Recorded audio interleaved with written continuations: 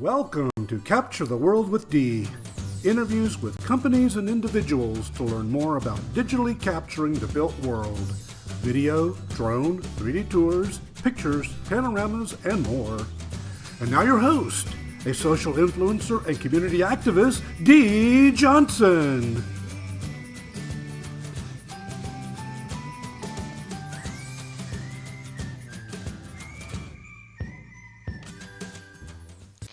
Good morning, everyone, and welcome to Capture the World with Dee. I'm your host, Dee Johnson. Today's episode is being sponsored by Casa, the makers of a revolutionary app that allows you to scan a property in under 5 minutes using your mobile device. You get a floor plan in under 1 business day. It's really a cool app, so if you haven't tried it out yet, go to cubi.casa and start scanning today. That's cubi.casa. My guest today is the CEO and founder of Metareal, a capture to publish content suite that empowers photographers and designers to compose and publish interactive 3D experiences. It's truly a game changer and a rival to Matterport. So all of you Matterport people out there, you should check this out. Without further ado, please help me welcome the CEO and founder of Metareal, Gareth Morgan. Good morning, Gareth. Thanks for joining me today. How are you? Hi, Dee. I'm fine. Thanks very much for having me on. Of course. I'm delighted. All right. So let's get started. Let's talk a little bit about yourself and tell us a little bit about your background and how Metareal got started. So, Metareal's been in business about 5 years now. We actually started developing the product 3 years ago. So we did a couple of years just of pure market research to begin with. My background is as a product manager and a user experience designer. So I was, and in fact, my co-founder Alex and I spent, we have probably a 20-year career history in 3D computer graphics. We were both working for many years at Softimage, which is, I think it's back in the day, it was one of the leading VFX and animation systems. So we worked together on the games toolset for that for many years. So we built the things like the animation tools that were used for the original Half-Life and Half-Life 2 games, for a lot of the Sega 3D games, 3D arcade games that came out. So we have a long background in 3D computer graphics and CG. We always felt that at some point there would be an interesting inflection point when 3D would become relevant to much broader markets than the sort of somewhat niche visual effects and design markets. And we always thought that would be something that would be really interesting to get involved in and create products for. And so around 4 or 5 years ago, we started looking at sort of, we felt like it was starting to be time that there were mobile phones all starting to have 3D graphics, and all computers had 3D, or video cards with 3D by then. You even get TVs with 3D video cards built in. So it was like the idea of using 3D as a much broader communication medium felt like it was starting to have its time, and so we looked around, and it really seemed like real estate and to a certain extent tourism were the areas where people were most advanced in terms of the adoption of 3D technology and particularly in terms of virtual tours and that kind of thing. And so we started looking at how to do that, and that was basically where Metareal and Metareal Stage was born. Cool. Yeah, your background is quite impressive, and it sort of lended itself into this product. All right, so let's talk a little bit about Metareal. So Metareal is the name of your company, and Yep. Metareal Stage is the name of the product. That's right. Yeah. So Stage is the fully web-based, fully SaaS, software as a service platform for creating the virtual tours. And there's the Metareal Player, which is the tour player for the tours that are created with Stage. They're hosted tours for the moment. So Okay. you create the tours in the web app, and you then publish them to the hosting environment. However, they've got a full range of sort of embedding options. So you can either use just a URL to link the tour, or you can use an iframe. And we've just actually in the last few weeks, we've launched an SDK, which makes it much easier to programmatically use Metareal tours from within JScript. So you can actually embed them in the page. The web page can communicate and control the player and that kind of thing. So there's quite a lot of options there. Okay. So they are hosted by you, correct? Yes. Okay. Yes, that's good. All right. So did you want to give us a little demo on Metareal? Sure. I thought, good place to start. This is hold the, on this one is second. Let me pull up okay. that screen. Sure. All right. There we go. So I figured a good place to start is the Metareal website, and I'm going to pop onto the gallery page, and I thought I'd pull up one of the tours. So here's an example. So this is an example of. This is so much like Matterport. Watch this. So we've got here. I'm in the tour, and I can move around, and you can see we've got the nice sort of 3D proportional movement, and we're particularly proud of this. This is, even though this tour is all created from a relatively small number of 360 images, which of course makes the shooting very fast. It's a fully 3D tour, and you can see we get the nice proportional movement that comes from that. So it looks like you're walking rather than the picture fading out, fading back in. Right. And there's a bunch of different widgets, so I can pop between individual rooms using the room chooser. There's a bunch of different views. So I have so this is the dollhouse, which you 3D. don't call a dollhouse. You call this the. It's a 3D model view. So this is the 3D model. Yeah, the 3D model that's created from the reconstruction. And here we have a simple floor plan that's also a byproduct of the reconstruction process. Yeah, cool. So you get floor plans automatically. You get a doll. A model view. A 3D model. It's just a 3D model. That's I have to unprogram my brain from the Matterport jargon and reprogram them. All good. It's all good. But yeah, that's so cool. Okay, that's great. Around that. So that's what this sort of end user experience looks like, and obviously it can be embedded in a web page. Also, another thing that's worth noting is that all these tours automatically work in VR. So if you're on a web VR capable device, such as an Oculus Quest or an Oculus Go, you can hit the VR button and open it up as a full VR space. And because it's a 3D model, it's also already stereoscopic. So you see all the scale and the depth as if you're really there. So that's nice. Yep. Because Matterport is not stereoscopic. I think it's possible to do it. They used to be able to do that, and they took that away. Okay, right. So we find, and we actually, I think we were a bit ahead of the game with that when we first started introducing it, because people didn't have headsets. Now headsets are much more common and also much cheaper than they were, half the price they were 2 years ago. We're starting to have customers that are using that as an integral part of their service. And I think that it's really interesting, and particularly in these kind of uncertain times, being able to feel like you're in a place and feel the scale of the place is actually super important to folks who maybe, are not able to otherwise visit the location ahead of time. Yeah. This is great. Love this. Oh, and then the measuring. Yes, we have a little measure tool, so there's that there as well. You can measure on any of the planes that are actually in the 3D environment. You can it's super useful for things like we've got a doorway here, and we want to check the size of the doorway. Is the sofa going to fit through? Well, maybe not the sofa going to the bathroom, but you can go over here and oh no, we're going to have to open up something else. But look at those nice sliding glass doors over there. Are they windows? Look at the snow. This is obviously in Canada. This is not far from here in Orford. Yeah. Well, we have Paula Kennedy joining us today from Ontario. Awesome. Hi, Paula. All right. And Jack and Teddy. Hi, Teddy. Okay. So I'm gonna.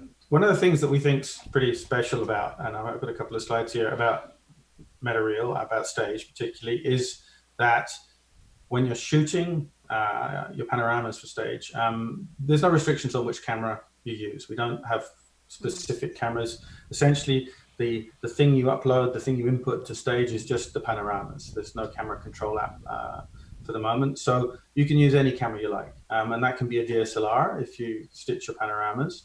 As long as you've got a pano bracket and a nice wide angle lens, you can shoot for Metareal or any 360 camera.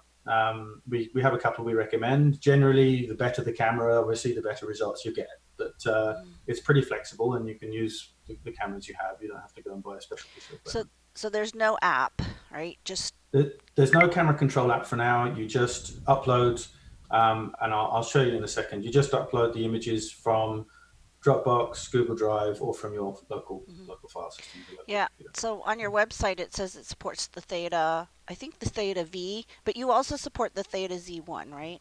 Yes, I mean we support any equirectangular panorama. Basically, the key is that the image is an Yeah. equirectangular panorama. If you have a theta V or a Mad Venture Mad V, I think we can stitch the image, so you don't even have to stitch it. You Mm. can just upload it unstitched. Yeah, the Theta Z1s are flying off the shelf, apparently. Yeah, Those are nice cameras. it's a beautiful camera, and it's also very good geometry. Obviously, for us, what's super important because we're doing a real 3D reconstruction, we need as little distortion as possible in the Hmm. image, and the Z1 really helps with that. Um, so, in terms of panoramas, the other thing that's interesting is that we don't need you to shoot every couple of feet or 4 or 5 feet to get a tour. In fact, really, the only requirement is that you have, at least one panorama. So this is kind of like a plan view in each enclosed space. So it could be just as few as one just inside the doorway connecting to the corridor to give you a navigation path. If you Hmm. wanted a bit more kind of realism or a few more navigation points, you can obviously go shoot one in the middle, or you can shoot a whole lot if you're dealing with big spaces or lots of inclusion. But there's no requirement to do that. So depending on the budget you have for the job or how much time you have available on location, you have a lot of flexibility Yeah. for how you're going to shoot. Um, the key thing is that you have line of sight between the panoramas so that the navigation, particularly in VR, it's very uncomfortable to fly through a wall or fly Yeah. through a closed door. So, um, but basically, you need one panorama per enclosed space. Um, and the workflow is real simple. You upload the panoramas, you do the 3D reconstruction using the room editor, you assemble the rooms into a tour, and then you finalize the presentation options for your tour. What UI elements do you want to present? Um, and what sort of different navigation options do you want to show? Do you want a 3D model view? Do you want a plan view or not? And then you can share it with your clients. So it's pretty straightforward. We have two flavors of service. So there's one which is the kind of what we call the do-it-yourself, Mhm. where you build the tour using the app, and that's extremely cost-effective compared to other options. The other one is what we call the full service option, in which you upload the panoramas, and there's a green button in the interface. I'll show you in a minute. You can actually submit the job to our production team, and we'll do all the work for you. So you've really got both options. Obviously, there's an additional charge if you have us do the work, but it's really, you know, both. If you don't fancy learning how to use the tool, Hmm. you don't have to. You can Yeah. actually offload all that to us. So that's a nice option. So what is the turnaround time if I had you create my 3D model for Um, me? Generally, the tour turnaround time is 48 hours. Okay.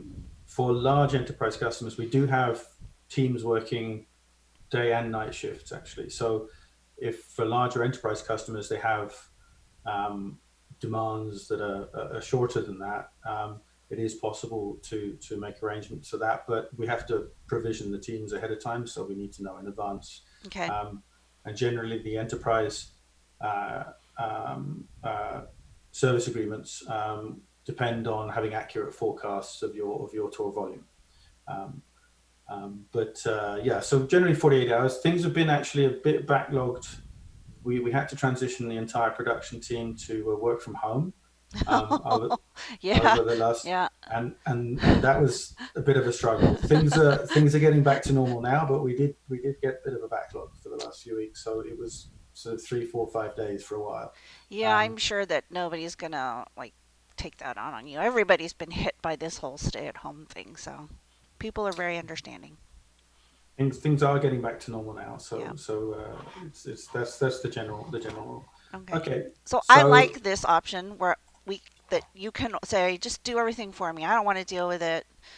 It only takes, like I'd say, to shoot 360 panels of a home takes 15 minutes, 30 minutes tops. So this is easy, right? yeah, Not a lot of time and simple. All right. should be quick and easy. Um, so I won't go into too much detail about all of that. I'll just show you what the UI looks like. So So this I'm going is to where pop back to Teddy that. has a question. He says, "Are the tours easier to build now than before?" Uh, That depends. We're working continually. It's basically the same principle as it has been. So it depends what you mean by before. But we're working hard as we can to make it as easy as we can. yeah. Um, So what I'm going so to this part is a little bit more time consuming. How fast do you think you could put together a house once you get sort of expert in this? So it really depends on the number of panoramas. Here I've got 20 odds. And so this is, look, we've got 23 panoramas. That's probably pretty par for the course for a 2-bedroom, 2-floor listing Mhm. tour. And so, we've created a number of Mhm. rooms here. This is probably, I would say, 45 minutes for me. The longest bit being the room with the two heights, the high ceiling Mhm. room, Mhm. and the staircase. Mhm. Staircase takes a little while to construct. It's also got a lot of open interconnected spaces, which tend to take a little bit longer to get right. You have to sort of think a little bit about, okay, what's the room topology that I want to have on my floor plan? How do I want this to be laid out? But I think that's probably the only technically complex space in this tour. The others, it's a few minutes each, and if you've got 1 or 2 panoramas in the room, it's really very quick. Mhm. These little bedrooms, they're literally 2 panoramas and probably a couple of minutes, maybe. Yeah. To I think at first it looks a little bit hard, but I would think that as you get used to it, it becomes way quicker. there's definitely a learning curve. People, I think it sort of takes about a week to learn the tool set, and probably about a month to come up to speed. Okay. Um, um, but there's definitely a learning curve, and I mean we're working on as much training material as possible. When people come and if people get stuck anywhere in the sort of learning process, we do as much help as we can. We're very happy to jump on a call and help out Mhm. and answer questions. Um, so Well, now is a good time. If you are stuck at home, now's the time to start practicing. You could take 360 panos of your own house and try it out. Because Paula's asking that. absolutely, absolutely, Paula said, "Is this something that is available now?" And the answer is yep, yes. yep. I'm currently shooting with the Theta S, but my Z1 is expected to arrive today. Whoa! Lucky Wow. you. I'm currently using Cloud Pano, which is okay. But yeah, this one gives you the dollhouse. I'm And we sorry, the 3D model. model. We have also a free plan, which is perpetually free. It's not a trial. And if you're shooting 4K panos, you should be able to get 15, 20 tours into the 1 Wow, gig okay. storage. So I noticed that your pricing is based on the amount of storage space. Yeah, Okay. yeah. I I don't know what that means as like a general person. Yeah, it's really sort of the number of tours you can host online on our Yeah. on our servers, So basically. so tell us roughly like how okay, So you said 15 tours you can get? yeah, I would say about that. It really depends a little bit on the things you do with the tour and that kind of thing, but Hmm. it's roughly about, it should be about 15 4K tours. Obviously, if you're doing 8K panos, uh, then the 30 odd megapixel panos, then that's going to be a third of that. But the idea is that it's not, you can actually create the tours, publish the tours, host them online. it's really, you can do everything pretty much you can do with the main. The key difference is if you want us to build the tours for you, it's more expensive. Yeah. It's $4 a panel. Which still isn't bad. No, but it can, it goes up pretty quick. It's obviously much better value to be paying half that on the well, if you have a house that has, say, 10 rooms, so you have 10 scans, panos, $40. You get a floor plan for free. You get a floor plan and a 3D model. Yeah. And the 3D model is exportable. So if you're working with, I think I have it here. So you can export to FBX or OBJ 3D file formats. Oh, wow. And so those models can go into SketchUp, into Revit. So you can actually interoperate with architectural pipelines as well. And that's all free. It's all included, yeah. And then you also have this upload to Google Street View, right? Yes. Free. So that's included. The limitation there is if you're on the free plan, you're limited to 15 panoramas per tour, per street view tour, which is unlimited when you're on the paid plans. We're obviously, in the same boat as everyone else as far as Google's sort of somewhat haphazard support for their Street View API right now. There's been some difficulty. Yes. But it does work, and if you really want to do that and you get stuck, we've got good workarounds. We can make sure you're able to get it working. So what's the process? Well, this is actually a project. So I'll just back out of here. This is when you log into your account. This is your project browser. You get either a thumbnail view or a list view. On the list view, you can actually add custom tags. So you can create a category and a set of values for the category. So I made one team here, and I've got 100 names.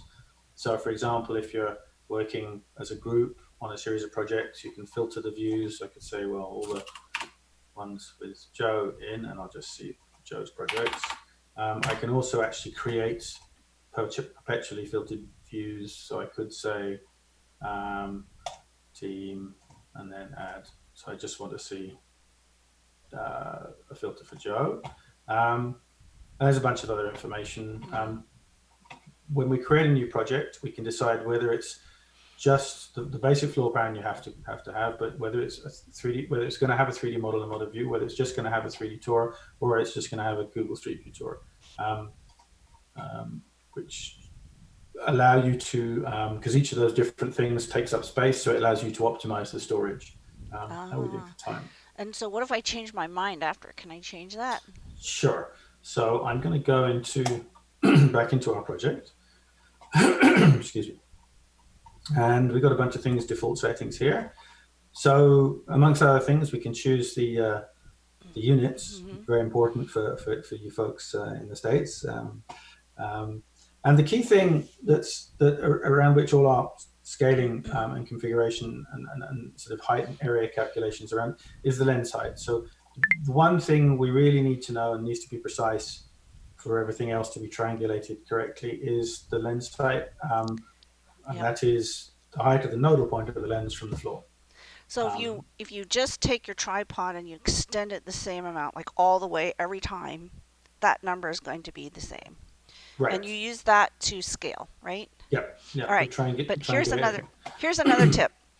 Most bathrooms in the U.S. are 5 feet long.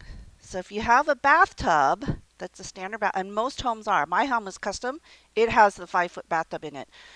You can go in there and say one end of the bathtub to the other is the 5 feet and use that to scale as well. So so we can actually, if I go to the bathroom, so now I've clicked on this room and it's opened the room editor. This is where we do the 3D reconstruction. What you can do is you can actually calibrate the scale and lens height by measuring the room. So if we know it's 5 feet. Well, that's a shower, not a bathtub. Yeah, well, no bath in this apartment. Oh, okay. But all right, never mind. Let's say there's a bathtub and it's 5 feet. What I can do is I should have set it to US Imperial first, but let's just do that to show that it works. I'm going to go here. I'm reloading the editor just so that it make sure I got the, so now we're in inches. So what I could do is enter the right number of inches here and then hit the measure button and draw it, and it'll set the lens height scale based on triangulation of the size. So we can actually, if you know any dimension. Well, in your hey, room, look, there's toilet paper. Everybody knows probably the dimensions of toilet paper by now.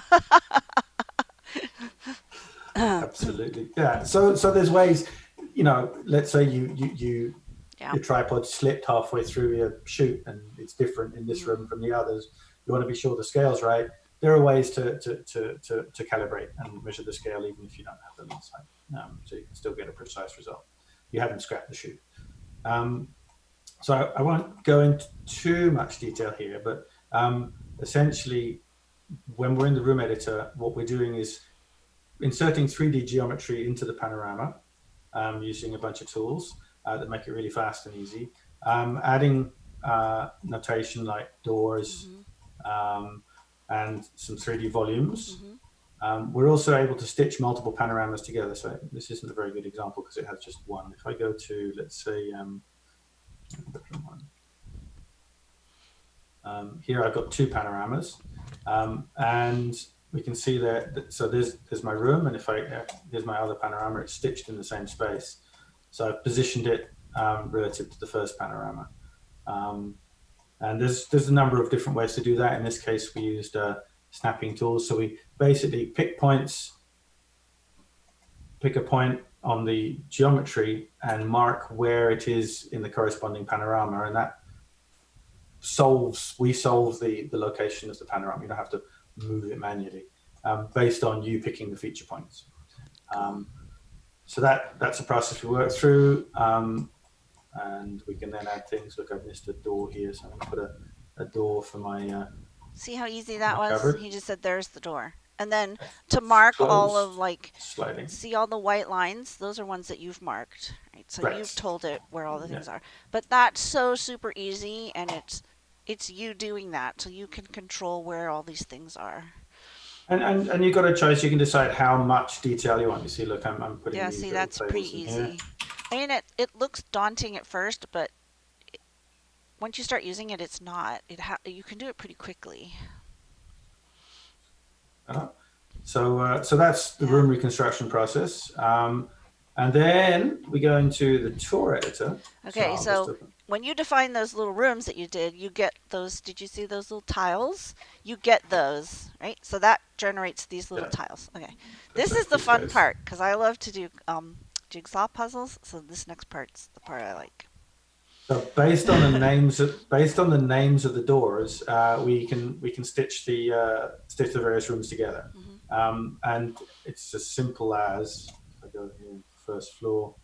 I'm just going to move this guy out of the way, and so when I drag the room in, as long as the door is named correctly, it's stuck onto that one, because they share the same room. So basically, when you snap a door together, it snaps the room into place. Cool. And that you end up with the 3D model. Ta-da. Now you can see I've got these little bubbles floating around in here. Those are actually the panoramas, the navigation points. And if I go here and click on Nav Map, you can see we've got a bit of an interesting nav map. Now by default, what we do is we simply connect together all the visible panoramas, and that's not necessarily where you want your users to be able to move. For example, I don't really want people to fly up in the air. I want them to go up the stairs. It's a more natural sort of navigation. So we can go in here and I can click and hit delete just to trim out the navigation lines that don't make sense for my tour. Like I don't want to fly through the wall there. So those are like the chevrons in Google Street View. Yeah. Pretty much, yeah. And so we can trim out the ones that really don't make sense where we're flying through the furniture. This is similar to setting the links with the VR tool in Matterport as well. And Teddy, by the way, asked, will this work with Google Cardboard? Yes, that works fine. In fact, we support all our VR stuff supports WebVR. So if you use, I think, Chrome or Chrome or Safari on an iPhone, and you open up Artura and then you hit the VR mode, it'll go into first of all, it'll show you it in just with the using the motion tracking. But if there's a second, if you press it again, it'll create the split view that's adapted for Google Cardboard. So yes, it'll work fine with Google Cardboard, and it'll be stereo. You'll see the text. Try it. It's very cool. Try it. So yeah, this is super awesome, right? This is good. This is the rival to Matterport. I love it when you say that. That's awesome. So here's what we call the preview. So now we're in the editor, but we have a simulated tour view. So this is kind of where and there's a bunch of options here. I can set the tour starting point. I'm going to go find it. In this case, that was what I'd set. I've also got the ability to set labels. So in this case, I've created one that says fireplace. So I can position it a bit better. And they can be any rich text. So this is actually a rich text editor. Cool. So we could do bold. I can actually go, and if say I've got a Google Doc, I can paste the Google Doc in. It'll keep most of the formatting, the images and so on. You can actually add a hyperlink as well. So you can link out to somewhere else. You can add here, just kind of go here, open it up. You can add, here we can basically decide whether we're going to start on the tour view or start on the model view. And we can choose which UI elements in the player we want to show, whether we're going to show a title, how we're going to show the panorama locators, so they can be the bubbles or the discs, what the field of view limits are going to be, because sometimes we don't want people to go too crazy, whether there's going to be a logo in the top right. We can also put a Nadir logo at the bottom. We can choose a custom thumbnail. Sometimes people like to use an exterior view for the opening, and that's the thumbnail that's loaded when you load the page. The hero image. Yeah. Cool. So it's white labeled, right? Yes, totally. In fact, if you're on the free plan, there is a watermark, a Metareal watermark. If you're on a paid plan, it's entirely white labeled, so there's no branding whatsoever. I think that's pretty much it, and then you hit publish. All right. So if you want to find out more information, and there's pricing information, it's a very good price. I think it was $10 a month.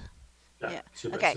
So go to the website. It's metareal.com. That's metareal.com. See, I can spell. And contact Gareth if you want to talk more about it. There's a little chat box on the site, so you can just reach out to us straight away. And I hear you guys have top-notch support too, which is near and dear to my heart. So. So yeah, I have nothing but great things to say about Metareal. If you haven't checked them out already, you definitely should. It's definitely worth your while. So yeah, I hope you guys have enjoyed this little tutorial on Metareal, and you will look into it some more. Thank you so much, Gareth, for taking the time to spend with us. Thanks so much for having us. Yes, I've definitely learned a lot. So if all of you guys out there watching have any comments, like you already have, some of you have asked questions. That's what we love. But if you have comments later and you're watching this on video, please add them to the comment section. I'm open for any suggestions on other products you might want to see reviewed. And everybody, please take care during this crazy time. We are still on lockdown here in California, and I think you are too, right, Gareth? Yep. Yeah. So take care, stay healthy. Thank you for joining. This has been Capture the World with Dee. I'll see you next week. Bye, everyone.